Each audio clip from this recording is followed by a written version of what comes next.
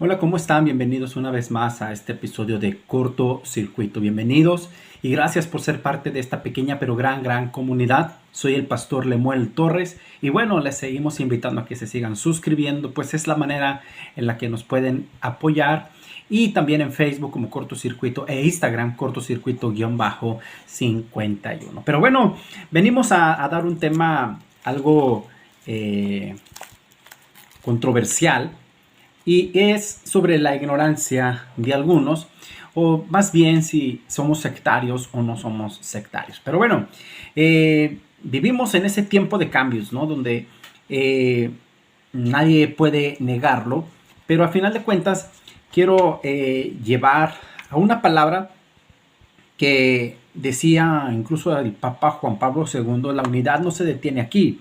Dice: desearíamos además promoverla con todas aquellas que, sin profesar integralmente nuestra fe católica o sin conservar la comunión bajo el Papa, han sido bautizados y llevado al hermoso nombre de cristianos. Que el Espíritu Santo suscite en todos los discípulos de Cristo el deseo y la acción que tienden a la unidad tal como Cristo la quiso, en la verdad y en la caridad. Pero bueno, amigo que me puedas estar escuchando, cuando hablamos sobre la palabra secta, tiene varios significados. En una ocasión se le llamaba como reunión de personas que siguen la misma doctrina, solamente de una manera práctica y corta. Sin embargo, la palabra secta tiene varios significados, tales como forma de vida, manera de pensar, norma de conducta, partido político o incluso escuela filosófica.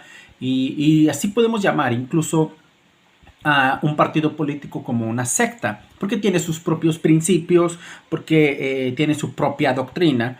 Sin embargo, cuando lo vemos en un aspecto religioso, es más aquello que sale y cambia su forma de doctrina o abandona lo que podríamos llamar ortodoxo y si lo vemos para la Iglesia Católica Romana, esto equivale a una herejía en el caso de que se niegue algún dogma o cisma, en este caso los cismas que se han dado dentro de la Iglesia. Pero si se trata de un acto incluso de desobediencia, en todo caso, tanto los herejes como los cismáticos eran llamados despectivamente sectarios. Y hasta aquí lo podemos decir de una manera más práctica. Entonces, se califica como secta a ciertos grupos y organizaciones cristianas no católicas romanas. De hecho, por ahí tenemos un libro que se llama Cómo responder a las sectas protestantes. Pero si lo vemos de una manera más cortas, en lenguas más claras, podemos ver que al final de cuentas muchos se podrían llamar sectarios, ¿no? Alguien por ahí dijo: las iglesias católicas son sectarias, los protestantes, las evangélicas, ya estos grupos incluso llamados estudios reformados bíblicos, también se les clasifican como sectas. ¿Pero en qué sentido? Como lo decíamos, de una manera más corta, porque hay unos que tienen solamente el concepto de llamarlo reunión de personas que siguen la misma doctrina. Y si lo vemos de esa manera, pues ponle que seríamos llamados sectarios. Pero al final de cuentas nosotros tenemos una ortodoxia, tenemos una línea de pensamiento, seguimos guardando los protestantes y abrazamos el credo apostólico, abrazamos las enseñanzas de Jesús, abrazamos el credo niceno. Entonces, cuando hablamos todo esto, podemos decir que estamos en una unidad. Ahora, como protestantes también nos llamamos católicos, hablando de una manera etimológica de universal, la iglesia universal. Sin embargo, para el catolicismo romano, si apartas de su organización, eres cismático, eres desobediente y despectivamente nos llaman sectarios. Pero esto es algo, diríamos, normal dentro del parámetro, porque, por ejemplo, a Jesucristo, en su caso, enfrentó serios problemas con los líderes religiosos de su tiempo. Los fariseos, los seduceos, los escribas integraban el poder religioso de los judíos Y estos no toleraban las enseñanzas de Jesús, no toleraban ni siquiera sus milagros. Incluso había una secta llamada Celotes que pensaban que Jesús se iba a levantar en armas, porque esta era una secta política, podríamos llamarlo, dentro de los judíos, y también no estaban de acuerdo con las enseñanzas de Jesús. Más aún, imagínense, calificaban a Jesús como todas sus enseñanzas y los milagros que él hacía como obra de Satanás. Entonces, si Jesucristo enfrentó estos desprecios, ahora incluso la iglesia protestante se encuentra también en estos conflictos. Incluso el apóstol Pablo, cuando llegó preso a Roma, se presentó a los principales de los judíos para hablarle de lo que el Señor estaba haciendo en Israel y también en las regiones cercanas. Y hablando de ese mundo conocido, y los principales le dijeron esto en Hechos capítulo 28, 16 al 22, marca este evento, pero ellos interrogaron diciéndole: deseamos oír de ti lo que enseñas, porque lo que sabemos de esta secta es que en todas partes se habla contra ella. Y por lo regular, el protestantismo también, por parte del catolicismo romano, se habla mal o se habla en contra de ella. Pero entendiendo prácticamente lo que es una secta, esto nos dará información en cierta manera necesaria para que hagamos un justo juicio de lo que es verdaderamente una secta y lo que no es una secta, lo que realmente es de Dios y no es de Dios. Algo es una realidad, necesitamos una unidad, pero necesitamos también tener claridad de lo que realmente somos. Ahora, es una verdad que se han levantado grupos y han salido grupos que no son cristianos. Por ejemplo, los mormones, los testigos de Jehová, los de la luz del mundo, los unicitarios. Que a estos sí les podríamos llamar en este aspecto sectarios. ¿Por qué? Porque se apartan de la doctrina ortodoxa. Se apartan y hacen lo secreto donde nadie los vea. Y lamentablemente han salido iglesias por lo regular actualmente como el neopentecostalismo, o ciertas congregaciones que se llaman o se hacen llamar cristianas, pero que lo hacen todo en lo secreto, que no puedes cuestionar, que no puedes decir, y que va ajeno al ortodoxo. Pero estas sectas, hablando de la luz del mundo, los testigos de Jehová, los mormones, que muchos le llaman hermanos por ignorancia, que muchos dicen es lo mismo, los unicitarios, pero la realidad es que no es así. Por lo tanto, hay que tener mucho cuidado. En nuestros tiempos, vuelvo a decirlo, constantemente se leen comentarios que se hacen en contra, y lo digo, del catolicismo romano, a los protestantes como sectas, y lo manera despectiva, por lo general porque no son parte del catolicismo romano. Pero hoy, por ejemplo, están en moda o ha surgido nuevamente ese apogeo de los apologistas católicos, donde también se ve que dan información, pero que también carece de una verdadera investigación genuina y veraz, ¿no? Aún con argumentos a veces tan exagerados como que hay de 33,000 denominaciones cristianas o protestantes, o que hay 40,000, bueno, que nos digan, dijo por ahí alguien, al menos 100 denominaciones, ¿no? Una cosa, tenemos que aprender a distinguir lo que es una denominación y lo que es una organización.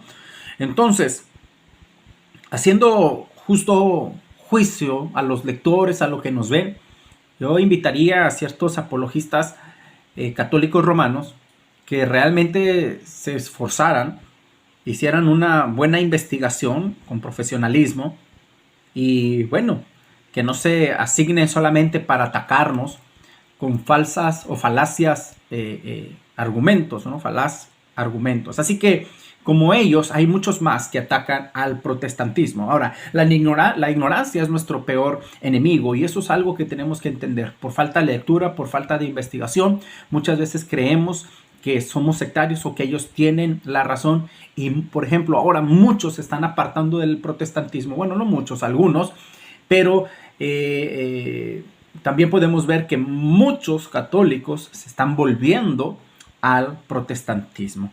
Pero bueno, En nuestro país, por derecho constitucional, tenemos la libertad de profesar la religión que nosotros escojamos. Sin embargo, pocos saben que este derecho, y los que lo saben lo ocultan para engañarlos y dejándolos en la ignorancia y alimentando un desprecio por aquellos que profesan la diferencia o algo diferente al catolicismo romano.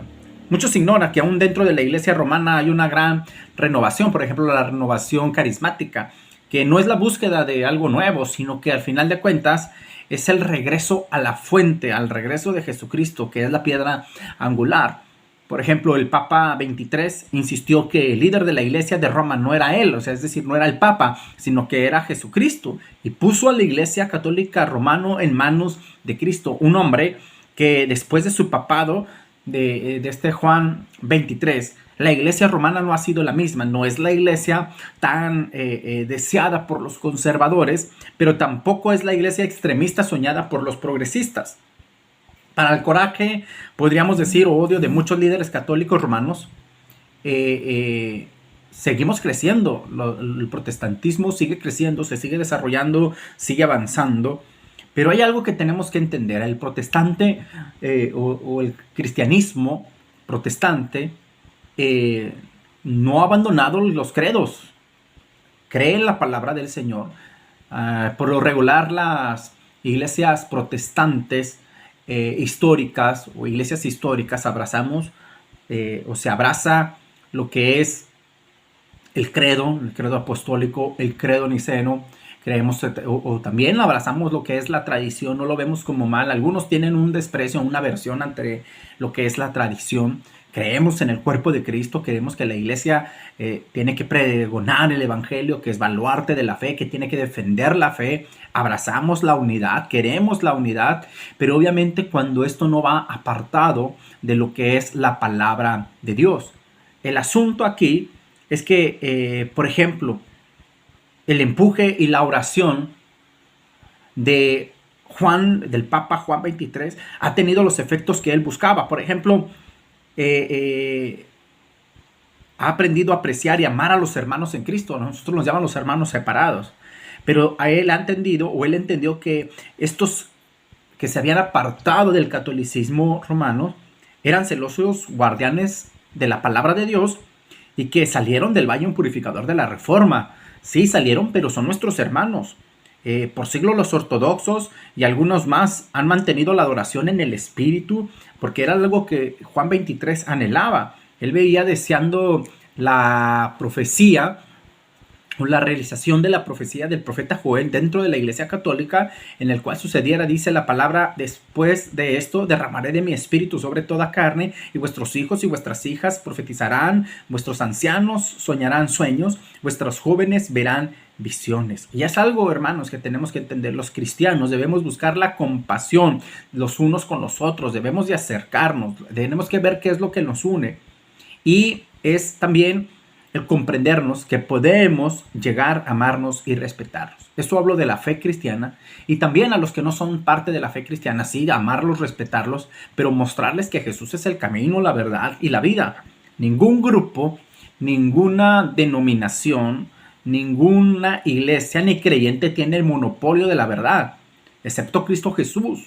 Sí, creemos que Jesús es Dios, creemos que Jesús también fue 100% hombre y 100% Dios, creemos en la Trinidad, creemos en la salvación a través de la gracia, en la fe de Cristo Jesús por su obra en la cruz, creemos que Dios nos formó, creemos en un solo Dios, en tres personas. Claro, tenemos esa verdad, sabemos que solo en Cristo hay salvación, que es el único mediador entre Dios y los hombres, pero hay cosas en las cuales podemos no estar de acuerdo, como en los eventos escatológicos. Unos creen en la pretribulación, otros que pasaríamos la tribulación a mileniales. Entonces podemos ver esos puntos, pero que al final de cuentas no nos afectan en nuestra fe. El creyente tiene su fe puesta en Cristo y no en los eventos escatológicos.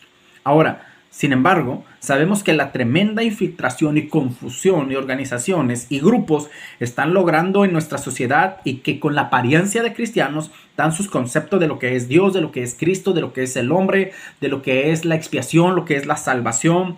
Y aunque la Constitución da derecho y libertad para llevar a cabo ese proselitismo, esa religión que cada quien quisiera profesar, no obstante el respeto que merece cada persona, nosotros debemos señalar cuál es la provisión doctrinal del fundamento cristiano histórico, conforme lo que establecieron las enseñanzas de Jesucristo, los epístolas de los apóstoles, los padres de la iglesia, es decir, los discípulos de los apóstoles, nuestros dogmas, la tradición, la palabra de Dios, que es sobre todo. Entonces, es necesario que con todo esto detectemos lo genuino de lo falso en el cristianismo.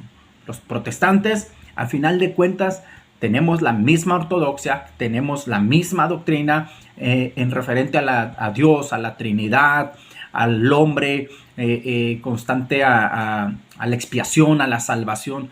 Son temas doctrinales entendidos. Sin embargo, hay que aprender a ser conscientes que hay otros que no lo son. Los neopentecostales, aquellos de la ley de la atracción que hablan, decretan, que al final de cuentas manipulan la palabra, u otros que ya no creen en la Trinidad, en los unicitarios. Hay que tener cuidado. Los testigos de Jehová, los mormones, ellos no son cristianos. Pero no, nosotros no somos sectarios, nosotros somos parte del cuerpo de Cristo. Sí, somos cristianos, sí, somos católicos, pero no romanos. Al final de cuentas, eso no nos hace sectarios, nos hace parte del cuerpo de Cristo. Así que les mando un fuerte abrazo. Soy el pastor Lemuel y espero que esto nos haga y nos ponga a pensar. Si en alguien ocasionó un cortocircuito, pues de esto se trata este programa. Les mando un fuerte abrazo, síganse suscribiendo y les mando un fuerte abrazo. Bendiciones, hasta luego.